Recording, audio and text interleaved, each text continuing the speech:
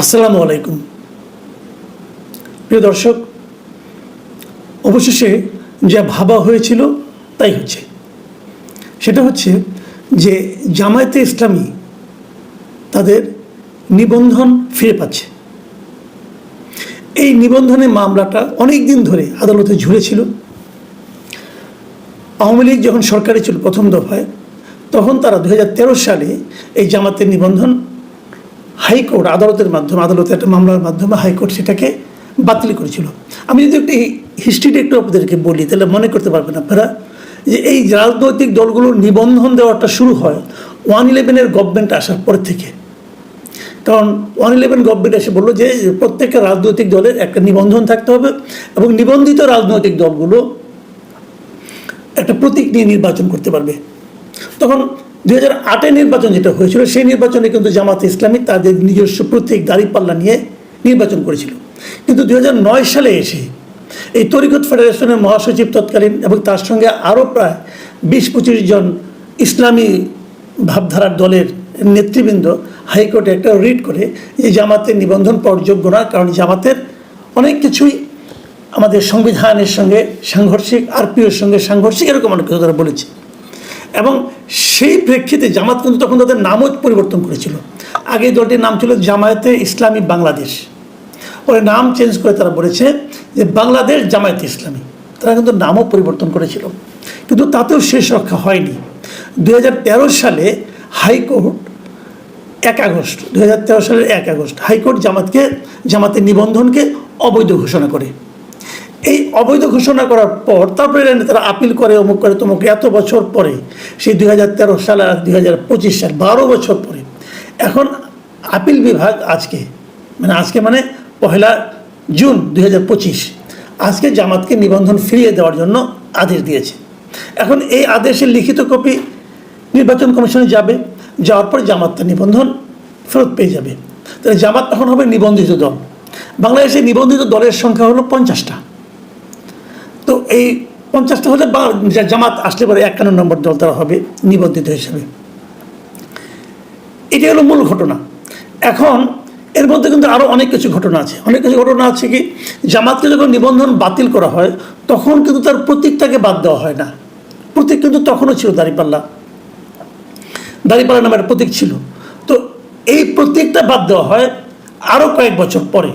সেটা হলো যে 2016 সালে। কেন বাদ দেওয়া হয়? সেটা বাদ দেওয়া হওয়ার পেছনে কিন্তু আপনার এই উচ্চ আদালতের, হাইকোর্টের একটা ভূমিকা আছে। হাইকোর্টের ভূমিকা এরকম, হাইকোর্ট সুপ্রিম কোর্টের একটা ভূমিকা আছে বলবো। সুপ্রিম কোর্টের ভূমিকাটা এভাবে যে সুপ্রিম কোর্টের উভয় বিভাগের বিচারকরা তাদের উপস্থিতিতে একটা ফুল কোর্ট সভা হয়। সেই সভায় সর্বসম্মতক্রমে একটা সিদ্ধান্ত হয় এবং তারা বলে যে দাঁড়িপাল্লা হলো ন্যায় বিচারের প্রতীক এবং এই হিসাবে সেটা সুপ্রিম কোর্টের মনোগ্রামে ব্যবহৃত হয়। আপনি এখনও দেখবেন যে সুপ্রিম কোর্টে যান, হাইকোর্টে যান, দেখবেন আপনি উপরে কিন্তু দাঁড়িপাল্লার একটা মনোগ্রামে আছে, কি ছবি আছে। তো যেহেতু এটা উচ্চ আদালতের মনোগ্রামে দাঁড়িপাল্লাটা ব্যবহৃত হচ্ছে, এটা কোনো রাজনৈতিক দল বা অন্য কোনো সংগঠনের, অন্য কোনো প্রতিষ্ঠানের প্রতীক হিসাবে থাকতে পারবে না। এই মর্মে তারা একটা প্রশাসনিক সিদ্ধান্ত নেয় এবং সেই সিদ্ধান্ত তারা নির্বাচন কমিশনকে জানায়। জানানোর পর নির্বাচন কমিশন এই দাঁড়িপাল্লা প্রতীকটিকে, তাদের যে সমস্ত প্রতীকের তালিকা আছে, এখন পর্যন্ত তালিকা আছে 75টা। এই 75টার মধ্যে 50টা হলো রাজনৈতিক দলের জন্য, নিবন্ধিত রাজনৈতিক দলের জন্য, আর 25টা হলো স্বতন্ত্র প্রার্থীদের জন্য। তো তারা কিন্তু তখনই এই দাঁড়িপাল্লাকে তাদের প্রতীকের তালিকা থেকে বাদ দেয়। বাদ দেওয়ার ফলে এখন যে 75টা প্রতীক আছে তাদের, সেখানে কিন্তু দাঁড়িপাল্লা নাই। এখন যখন দাঁড়িপাল্লাই নাই, নতুন যত রাজনৈতিক দল হচ্ছে তাদেরকে কিন্তু 75টা থেকে একটাকে বেছে নিতে হয়। এখন জামাতকে তাহলে ওখান থেকে বেছে নিতে হবে। আর জামাত যেখান থেকে বেছে নেবে সেখানে কিন্তু দাঁড়িপাল্লা নেই, কারণ দাঁড়িপাল্লাকে আগেই সরিয়ে দেওয়া হয়েছে ওই হাইকোর্টের ওই প্রশাসনিক, সুপ্রিম কোর্টের ওই প্রশাসনিক সিদ্ধান্তের কারণে। এখন জামাতকে কি তার দাঁড়িপাল্লা ফেরত দেওয়া হবে? দিলে কিভাবে দেবেন? কোন আইনে দিবেন? নতুন করে কি দাঁড়িপাল্লাকে প্রতীকের তালিকা ঢুকানো হবে? ঢুকানো হতে পারে, কারণ অনেক প্রতীকে কিন্তু যে সমস্ত প্রতীক আছে এই প্রতীকগুলো অনেকে পছন্দ না। নতুন কিছু প্রতীক অনেকে গ্রহণ আমাদের ঢুকাতে চাচ্ছে, আধুনিক কিছু প্রতীক আছে। তো সেই সমস্ত কারণে প্রতীক আধুনিকরণ হতেই পারে, আমি জানি না কী করা হবে শেষ পর্যন্ত। কিন্তু জামাত কিন্তু তার প্রতীক ফেরত পাবে, এটা অনেকেই বিশ্বাস করে। কেন বিশ্বাস করে? বিশ্বাস করে এই কারণে যে তারা মনে করে এই সরকারের উপর জামাতের প্রচণ্ড প্রভাব আছে, জামাত চাইলে এখন অনেক কিছু পেয়ে যায়। তো জামাত তো প্রতীক চাচ্ছে দাঁড়িপাল্লা, কারণ তারা বলছে যে আমরা তো দাঁড়িপাল্লা প্রতীক নিয়ে 5-6 বার ইলেকশন করেছি, কাজে আমরা দাঁড়িপাল্লা প্রতীক, আমাদের এটা দলীয় প্রতীকও বটে, তাহলে আমরা এটা পাবো না কেন? কাজে এই দাবিটা শেষ পর্যন্ত গৃহীত হতে পারে। আর তাছাড়া সুপ্রিম কোর্টের যে ফুল সভায় বিচারকদের, ওটা তো প্রশাসনিক অর্ডার ছিল, ওটার কোনো আইনগত বৈধতা কতটুকু আছে এটা বলা বড় কঠিন, ওটা তো কোনো বিচারিক আদেশ নয়। সেই হিসেবে হয়তো জামাত তার প্রতীক ফেরত পেতেও পারে, কিন্তু এই বিরোধটা রয়ে গেছে।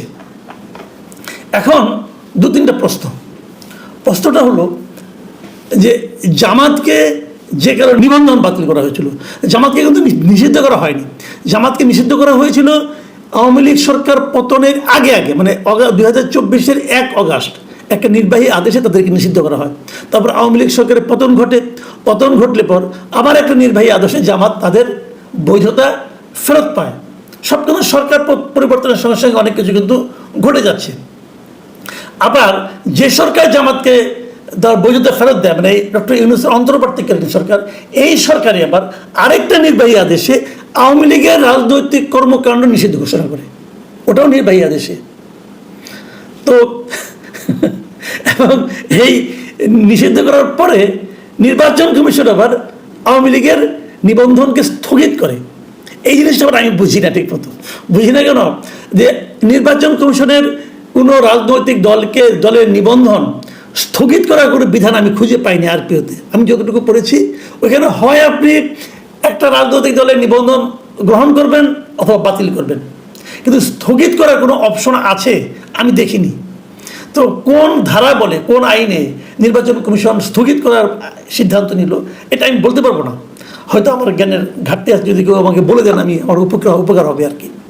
যাই হোক, মানে আমি একটু হাসলাম এই কারণে, এই যে নিষিদ্ধ হওয়া, আবার নিষিদ্ধ বৈধতা ফিরিয়ে দেওয়া, আবার আরেকজনকে মানে রাজনৈতিক কর্মকাণ্ড নিষিদ্ধ করা, আবার তাদেরকে বিচার করা। আওয়ামী লীগকে কিন্তু বিচার করা হবে কেন? আওয়ামী লীগ 24-এ গণহত্যা চালিয়েছিল, মানবতা বিরোধী অপরাধ করেছিল, অবশ্যই বিচার হতেই পারে। তাহলে জামাত যে 1971 সালে মানবতা বিরোধী অপরাধ করেছিল তার বিচার হবে না? এই প্রশ্ন আবার কেউ করে না, কারণ এই প্রশ্ন করা নিষেধ। মানে কি, মানে কোনো আইন করে নিষেধ নয়, বাট এটা যে পরিস্থিতি চলছে সবাই জানে এই প্রশ্নটা করলে ঝামেলা হতে পারে, এই প্রশ্নটা আবার কেউ করে না। তো যদি করতো, যদি আইন প্রকৃতপক্ষে সবার জন্য সমান হতো, তাহলে কি হতো? যখন আপনি আওয়ামী লীগের বিচার করবেন 2024-এর কর্মকাণ্ডের জন্য, তখন একই সঙ্গে আপনি 71-এও জামাতের কর্মকাণ্ড নিয়ে বিচার করবেন। তখন আওয়ামী লীগ জামাতের কর্মকাণ্ডের বিচার হয় না এই কারণে যে তখন এই ট্রাইব্যুনালের এই বিচারের ক্ষমতাটা ছিল না। এখন এই ক্ষমতাটা বা ট্রাইব্যুনালের ক্ষমতা বৃদ্ধি করেছে কিন্তু এই বর্তমান সরকার ট্রাইব্যুনালকে একটা ক্ষমতা দিয়েছে যে কোনো রাজনৈতিক দলকে তারা নিষিদ্ধ করতে পারে যদি তার বিরুদ্ধে এরকম কিছু প্রমাণ পাওয়া যায়। যেহেতু একটা নতুন ক্ষমতায় ট্রাইব্যুনালকে দেওয়া হয়েছে, তাহলে এই ট্রাইব্যুনালে জামাতের বিষয়টা আসবে না কেন? জামাত তো কিছু মানবতা বিরোধী অপরাধ করেছে, এই দলটাই করেছে, এই নামেই ছিল দলটা, তাহলে সেটাকে কেন বিচারের আওতায় আনা হবে না? এই প্রশ্ন কেউ করে না, এই প্রস্তাবও কেউ দেয় না। হয়তো সরকার পাল্টে গেলে আবার কী হয় কে জানে, এটা আমরা বলতে পারবো না। সরকার পাল্টে গেলে নতুন যে সরকার আসবে তারা যদি তাদের জন্য জামাতকে হুমকি মনে করে, তাহলে তো জামাতকে নিয়ে আবার একটা এরকম ট্রাইব্যুনালে মামলা উঠবে, আবার কিছু একটা হবে। এই দেশে ভাই সবই সম্ভব, এই দেশে কখন কোনটা হয় আপনি কিছুই বলতে পারবেন না। সরকার পাল্টে গেলে সব পাল্টে যায়, সরকার পাল্টে গেলে বিচার বিভাগের চিন্তা চেতনাতেও পরিবর্তন আসে। আমরা দেখছি আগে যখন বিচার বিভাগ সবাইকে ফাঁসি দেয়, পরে বিচার বিভাগ সবাইকে বেকসুর খালাস দিয়ে দেয়, এগুলো আমরা দেখছি। এগুলো দেখতে দেখতে আমাদের অনেক কিছুর উপরে কিন্তু আস্থা উঠে গেছে।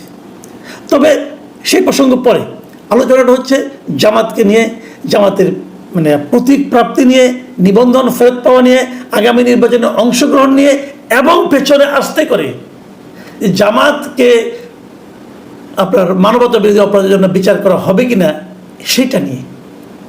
এই প্রশ্নগুলোর উত্তর খুবই সহজ, আপনারা সবাই জানেন যে কোন প্রশ্নের কি উত্তর। কাজে নতুন করে সেগুলো উচ্চারণ করলাম না, কখন কি হবে সেগুলো আপনারা সব জানেন। দেশ এভাবেই চলছে, এদেশে সবাইকে সমান চোখে দেখা হয় না, আগেও হয়নি, এখনও হচ্ছে না, হয়তো আগামীতেও হবে না। প্রিয় দর্শক, এখন এ পর্যন্তই। আল্লাহ হাফেজ।